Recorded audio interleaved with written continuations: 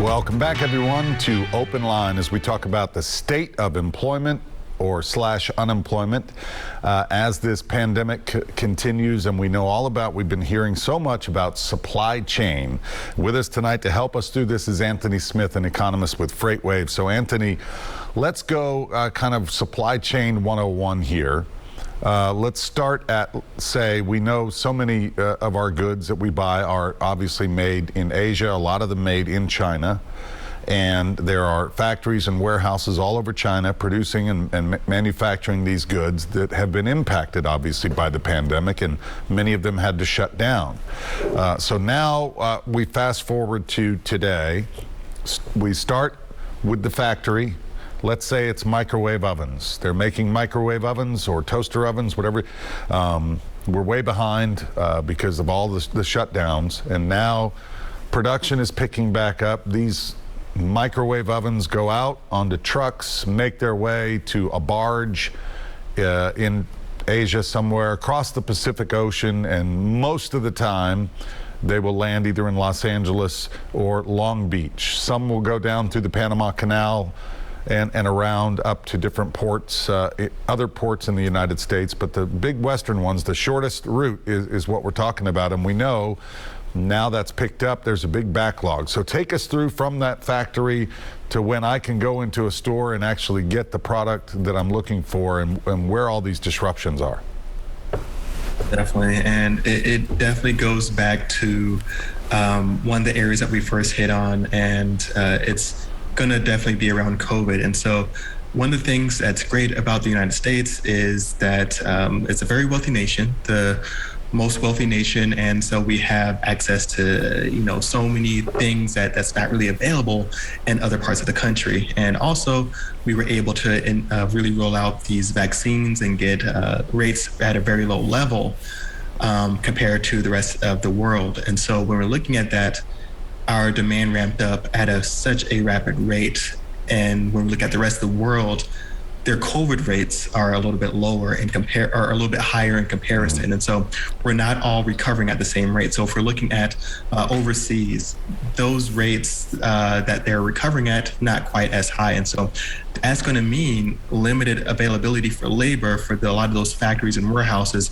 They're going to be putting those goods together. And so when we're looking at places like China, places in Southeast Asia, we look at that industrial production there, or the utilization rate is going to be at a much lower rate.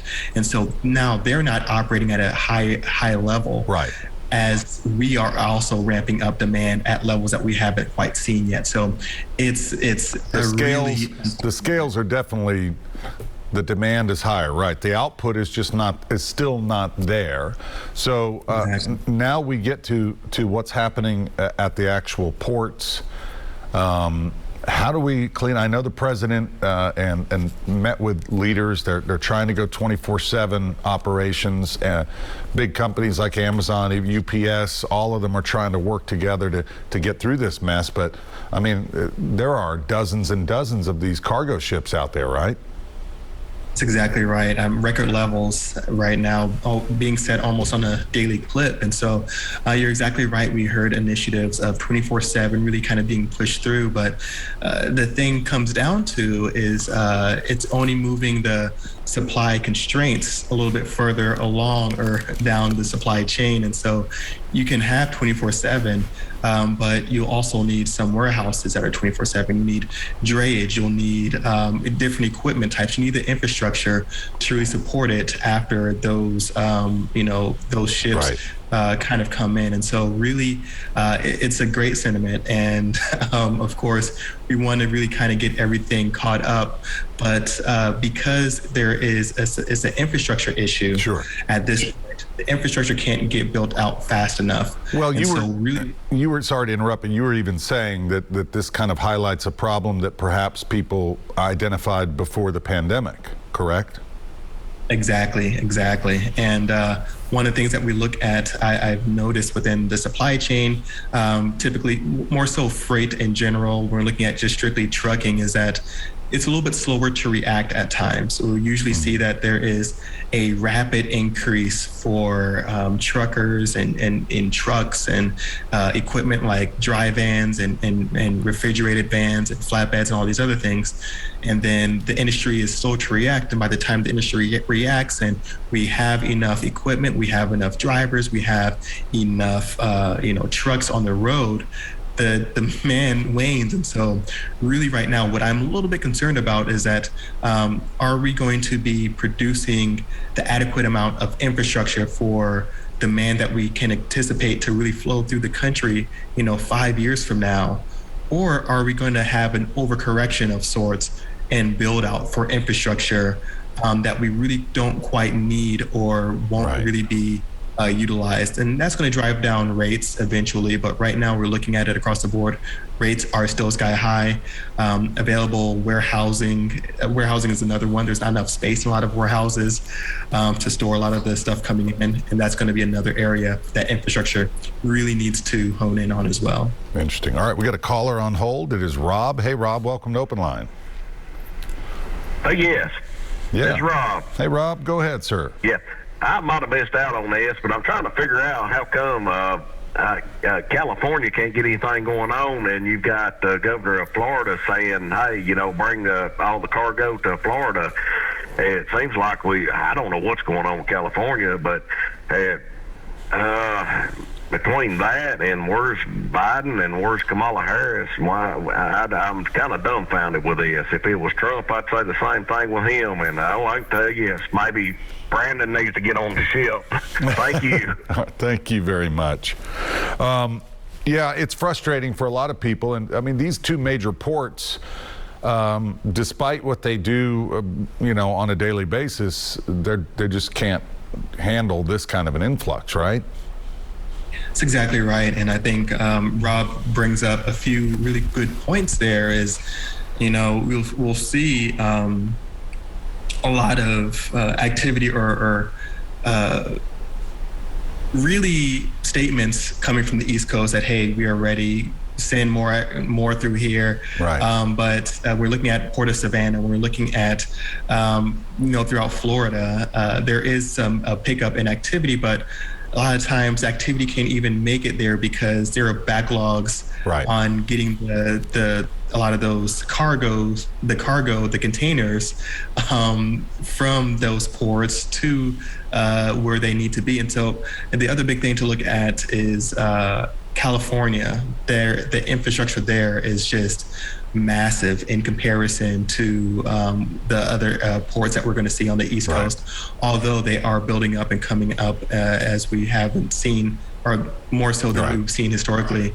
But the infrastructure for California is just through the roof. And I brought up something, these cargo ships are obviously staffed with workers, and now all of a sudden they get across the Pacific and they're kind of parked outside the port. Or maybe they have to reroute and they decide we're going to go to the East Coast and go through the Panama Canal. That's extra food, water, shelter, whatever, the extra pay for the workers on board these cargo ships. It's a longer trip. That can hike up the price. They've got to pass that cost on somehow, somewhere, correct? That's right. And really what we've been seeing across the supply chain and really the greater economy, upstream and downstream, we've seen inflationary pressures upstream for manufacturers, producers, shippers alike.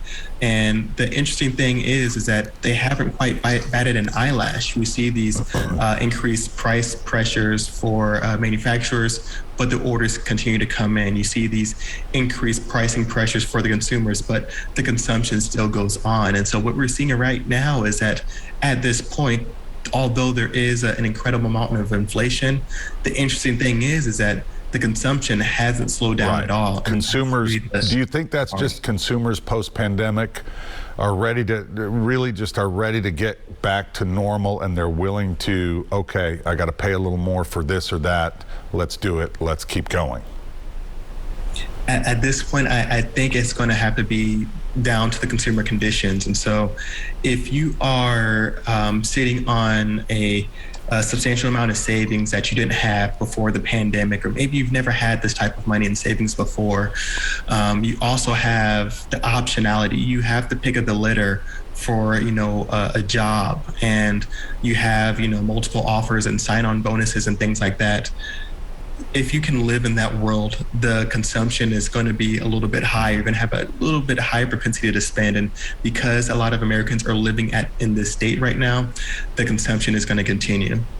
All right, let's go back to our phones. Donna. Hi, Donna. Welcome.